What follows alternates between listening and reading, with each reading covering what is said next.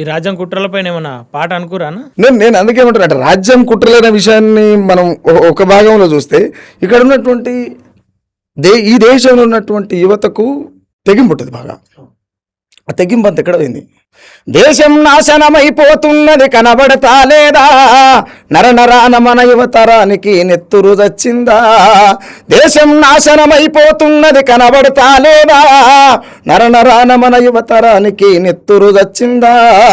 మతోన్మాద ఉన్మాదుల విధ్వంసాన్ని చూస్తలేరా, వీరయోధుల నెత్తుటి మరకల చరిత చదవలేదా. స్వతంత్ర యుద్ధం భగత్ సింగ్ ముద్దాడిన ఉరితాడు, యువతకు తెగింపు పాఠం నేర్పితే ఎట్లా మరిసినారు. సమరాలు చేసే తూటాల వర్షమై సుభాష్ చంద్రబోసు దేశ రక్షణకు మిలిటరీ ప్రజలకు సెంట్రీ చేసినాడు. మతమే మారణ హోమం పెడితే హారతి పడదామా.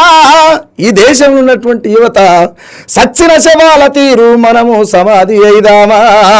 దేశం నాశనమైపోతున్నది కనబడతా లేదా, నరనరాన మన యువతరానికి నెత్తురు దచ్చిందా. తెల్లదొరలపై తెగువత నడిచిన అల్లూరి గారు, గుండె జారని దండి గుండె కొట్లాడిన మునగాడు. దైవ దర్శనం దండుగ ఖర్చని తేల్చిన పెరియారు, పొర్లు దండము పెట్టే యువత ఎన్నడు మారుతారు. మన దేశం మట్టిని ఎవడు ముట్టినా తిరుగుబాటే గదరా, మన దేశం మట్టిని ఎవడు ముట్టినా తిరుగుబాటే గదరా. మరి మిమ్ముల మీరు మరిచిపోయి బానిసలై బతుకుతారా. దేశం నాశనమైపోతున్నది కనబడతా లేదా, నరనరాన మన యువతరానికి నెత్తురు దచ్చిందా. ఇక్కడ ఉన్నటువంటి యువత రిలీజ్ కావాలి. ఇప్పుడు మీలాంటి వాళ్ళు కావచ్చు, నాలాంటి వాళ్ళు కావచ్చు. ఇప్పుడు సుఖరామ్ నరసేనుడు ఇక్కడ ఉన్న ప్రజలు కూడా రియలైజ్ కావాలి. ఎందుకు అంటే ఎంతమంది సుఖరామ్ నరసేనులు చచ్చిపోవాలి, ఎంతమంది నాగేశ్వరులు ఈ మైకులు పట్టుకొని చచ్చిపోవాలి, ఎంతమంది కేవీఆర్లు అరెస్టులు కావాలి, ఇట్లా ఎంతమంది మీద ఎవరి తప్పు ట్రోల్స్ చేయాలి. ప్రజలు కూడా రియలైజ్ కావాల్సినటువంటి అవసరం ఉంది కదా. 23 లక్షల మంది విద్యార్థులు అంటే ఏంటది? దానికి బాధ్యత ఎవరు వహించాలి? దేశ ప్రభుత్వం కదా. ఆ దేశ ప్రభుత్వం ఎలాంటి చిత్తశుద్ధి లేకుండా వాళ్ళు శాంతియుతంగా గాంధీ మార్గంలో చేస్తున్నటువంటి దీక్షని దేనికి భగ్నం చేసిరు? ఎవరికి భయపడుతురు? ఇలా సోనం వాంగ్చుకుని ఎత్తుకపోయారు అంటే ఆయన ఒక వ్యక్తిని కాదు ఎత్తుకపోయింది, ప్రజాస్వామ్యాన్ని ఎత్తుకపోయినట్టు, స్వేచ్ఛను ఎత్తుకపోయిన, పరదలు అడ్డం కట్టి మరీ ఎత్తుకపోయినట్టు, స్వేచ్ఛను ఎత్తుకపోయినట్టు. చనిపోతాడని ఆయన కూడా తెలుసు, ఆయన కూడా దేనికోసం చేస్తుండు?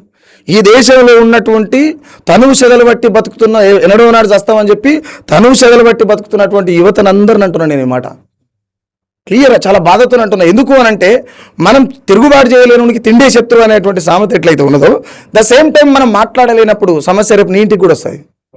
కాబట్టి మనం రియలైజ్ కావాలి ఖచ్చితంగా. ఎందుకు భగత్ సింగ్ను మర్చిపోయినాం, ఎందుకు సుభాష్ చంద్రుడు మర్చిపోయినాం, ఎందుకు మనం అల్లూరి సీతారామరాజును మర్చిపోయినాం, ఎందుకు పెరియార్ని మర్చిపోయినాం, ఎందుకు అంబేద్కర్ని మర్చిపోయినాం, ఎందుకు మనం జ్యోతిరావు పూలేని మర్చిపోయినాం? ఏం చేస్తున్నాం అసలు? నిజంగా వాళ్ళే ఉన్న ఇప్పుడు పోరాటం చేసే వాళ్ళని కూడా దేశద్రోహులు అంటుండేనా? వందకొంది అంటారు అదన్న, వందకొంద. నేను నెక్స్ట్ పాట చేస్తున్నా, స్వతంత్ర యోధులారా మళ్ళీ ఉడతారా, సచ్చిన మా తనువులలో సత్తువ నింపుతారా అని పాట చేస్తా. అంటే ఎందుకు ఈ మాట అంటున్నంటే, ఎవరు మాట్లాడినా దేశద్రోహులే అవుతారు. ఇక్కడ భగత్ సింగ్ ఉంటే నిలువు నిస్తారంగా అదే జంతర్ మంతర్లో ఈయన దేశద్రోహాన్ని ముద్ర ఖచ్చితంగా ఎదురు. అట్లా ఉన్నది పరిస్థితి ఇక్కడ. ఇప్పుడు వాస్తవానికి ధర్మేంద్ర ప్రధాన్ అనేట ఆయన ఎవరైతే ఉన్నారో ఆయన పేర్లోనే ఉంది ధర్మం. ఆయన వ్యాకరించేటువంటి పదవి కావచ్చు, ఆయన అనుభవిస్తున్నటువంటి జీవితం కావచ్చు, ఆయన చేస్తున్నటువంటి పనులు ఏవైతున్నాయో అవన్నీ అధర్మంగానే ఉన్నాయి. ధర్మం పేరు చెప్పి ధర్మాన్ని నిలువు నిస్తారంగా దహనం చేయడమే బీజేపీ పెట్టుకున్నటువంటి ప్రధానమైనటువంటి ఎజెండా కదా. ఇప్పుడు ఎందుకనంటే మాట్లాడినంత మాత్రాన నగేష్ ఎట్లా దేశద్రోహి అవుతాడు? మాట్లాడొద్దా? ప్రభుత్వానికి వ్యతిరేకంగా మాట్లాడద్దు అంటే వ్యతిరేకం అంటే ఏంటిది? ఉన్న వాస్తవాన్ని అడగొద్దు, ప్రశ్నించి అద్దు, ఉన్న వాస్తవాన్ని అడగొద్దు. అడిగితే విమర్శ అవుతుంది. ఒకవేళ అడిగితే విమర్శ అయితే నిజంగానే విమర్శిస్తాం పో, అడిగితే తిరుగుబాటు అయితే అడుగుతాం పో. నువ్వు ఏమన్నా పెట్టుకో, ఏం చేస్తాం? ఇప్పుడు దేశం కోసం ఇప్పుడు ఎవరో ఒకరు త్యాగం చేయకపోతే మనం ఇంత స్వేచ్ఛగడలేము.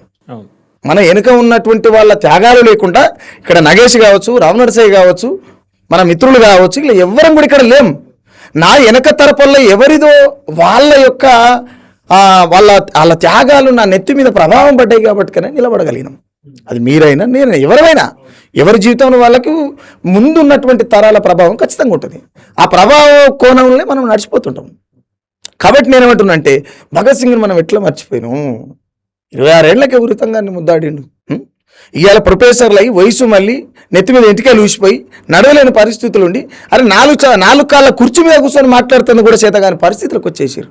మీకున్న అనుభవాన్ని మాకు చెప్పుర్రి. ప్రజాస్వామ్యం ఎట్లా నాశనం అవుతుందో మాకు చెప్పుర్రి. మేము వింటాం కదా, మేము మాట్లాడతాం కదా. ఎంతమందిని చంపుతారు? ఇక్కడ బీజేపీ వచ్చిన తర్వాత ఏ ప్రభుత్వమైనా, బీజేపీ అనేది కాదు, బీజేపీ కావచ్చు, కాంగ్రెస్ కావచ్చు, ఏ ప్రభుత్వాలు ఉన్నప్పటికీ కూడా ఈ దేశంలో రక్తపాతమే ఉన్నది. మీరు ఎక్కడి నుంచి ఎక్కడైనా చూసుకోరు, రక్తపాతమే ఉన్నది. నేనేమంటున్నంటే ఈ దేశంలో ఉన్నటువంటి యువత కావచ్చు, విద్యార్థులు కావచ్చు, నిరుద్యోగులు కావచ్చు, ఓవరాల్గా సమాజం కావచ్చు, వీళ్ళు మార్పు చెందినప్పుడు మాత్రమే. ఇంకొక మాట ఏంటంటే భయ్య, ఇవాళ ప్రజలు ఎన్నుకున్నటువంటి ప్రభుత్వమే కదా, ప్రజలు రియల్ అయితేనే ఇంకో ప్రభుత్వం వస్తుంది అని చెప్పి మీరు ఒక మాట అడుగుతుండొచ్చు. నేనేమంటున్నంటే దానికి ప్రజలు ఎన్నుకున్నటువంటి ప్రభుత్వాలు అని చెప్పి మనం మాట్లాడుకుంటున్నాం. అది మనం వార్తలు రాసుకోవడం, మీలాంటి వాళ్ళు హెడ్డింగ్ పెట్టుకోవడం కోసం మాత్రమే పనికొస్తుంది. ఎందుకు పనికొస్తుంది? ఇవాళ నిన్ను ఉబ్బిచ్చో డబ్బిచ్చో ఏదో రకంగా మన జెండా ఎగరేసుకుంటాడు. ఉబ్బిస్తాడా డబ్బిస్తాడా అది ఏం చేస్తాడు అనేది సెకండరీ, అది ఏది కూడా తెర మీద కనబడదు. కానీ ఇక్కడ జరిగేది ప్రజాస్వామ్యం ఎన్నిక అని అంటారు. ప్రజాస్వామిక ఎన్నిక అయినప్పుడు కోట్ల రూపాయలు నైట్ ఇక్కడ పోతున్నాయి, యాడికి పోతున్నాయి, ఎవరి చేతులు మారుతున్నాయి, కోట్లాది మందికి ఎట్లా పంచుతుర్రు? రేపు పంచవలసిన అవసరం కూడా లేదు.